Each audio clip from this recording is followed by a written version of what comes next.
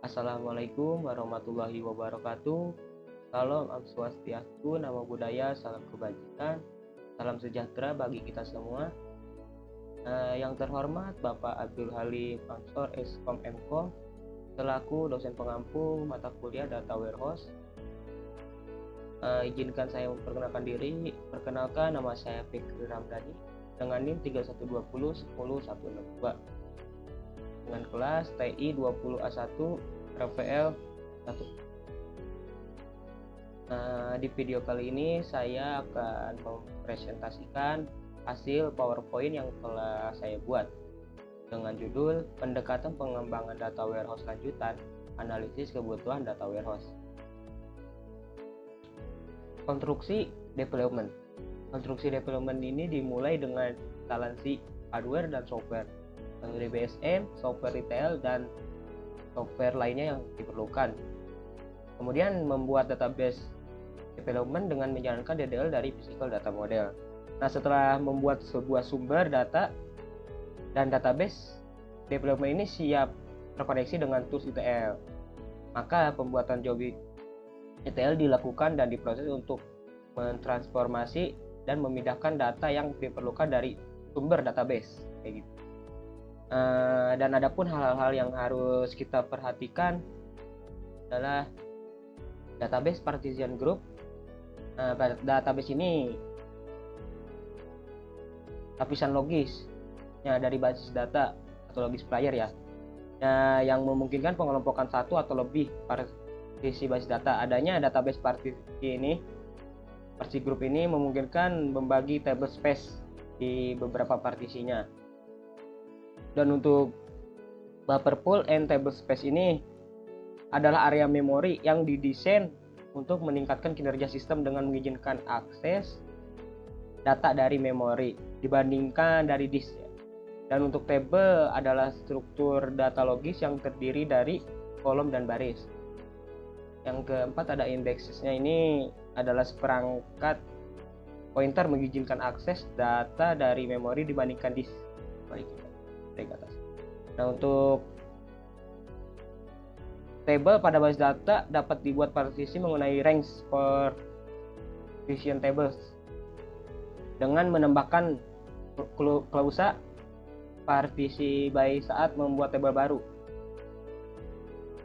Untuk multidimensional clustering atau MDC biasa kita sebut, memungkinkan sebuah table untuk dikelompokkan secara fisik berdasarkan lebih dari satu kunci atau dimensi secara simultan. Nah, untuk yang terakhir ada materialized query tables, yang dimana table yang menyimpan cache atau sampah hasil query ketika query karena data telah tersedia dari MQT atau dari multidimensional clustering tersebut sebelumnya ya. Nah, selanjutnya ada implementasi deployment. Setelah konstruksi DW telah dilakukan, tahap selanjutnya adalah mengimplementasikan, yang dimana ataupun untuk melakukan pelatihan dan pendampingan penggunaan sistem deployment ini, menyediakan beberapa fitur, contohnya itu seperti backup, recovery, dan security. Ataupun pada tahap deployment yang dilakukan adalah data-data pada database untuk pertama kalinya pada lingkungan bisnis. Membuat tampilan dashboard yang siap dipakai pengguna development untuk mendapatkan informasi bisnis. Nah, untuk analisa kebutuhan data ya, dimana ada granularity atau granularitas ini ada level detail atau ringkasan dari sebuah unit data pada development. Untuk level granularity ini dikatakan sangat rendah jika unit berada pada tingkat unit data yang sangat detail ya. Untuk pemilihan granularity ini yang tepat sangat bergantung pada tujuan, analisis, dan kebutuhan bisnis.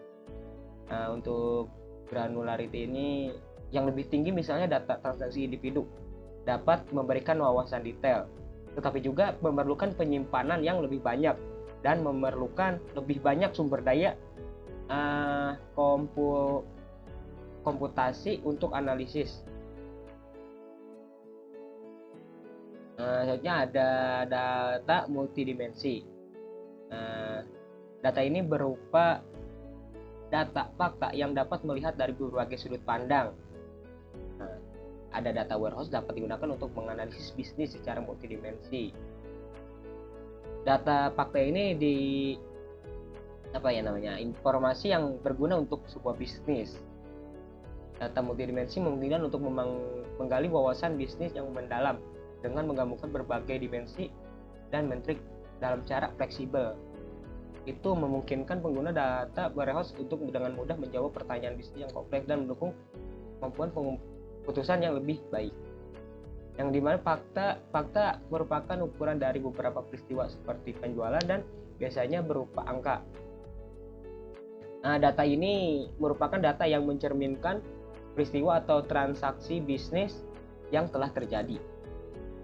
Data fakta ini digunakan untuk analisis dan pelapor bisnis. Contohnya seperti penjualan harian yang dimana datanya mencakup informasi tentang penjualan harian suatu produk atau layanan dan mencakup tanggal transaksi, jumlah unit yang dijual, harga jual dan jumlah total penjualannya juga.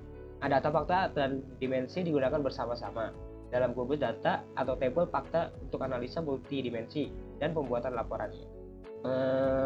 Dimensi merupakan kategori yang digunakan untuk mengidentifikasi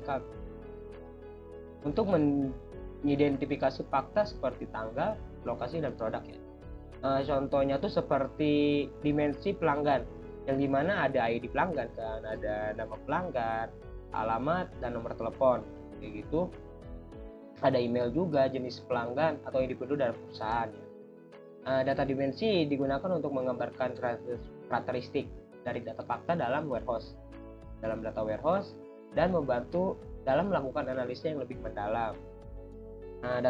Data dimensi tersebut membantu dalam menggambarkan entitas-entitas yang relevan dalam bisnis kita gitu. Dan memberikan konteks yang diperlukan untuk analisa yang lebih mendalam dalam data warehouse. Data dimensi ini biasanya itu digunakan dalam hubungannya dengan data fakta untuk memberikan wawasan yang berharga dalam bisnis, tren, dan pengambilan keputusan yang strategis. Mungkin cukup sekian presentasi dari saya, kurang lebihnya mohon maaf. Mungkin cukup sekian. Saya ucapkan terima kasih. Wassalamualaikum warahmatullahi wabarakatuh.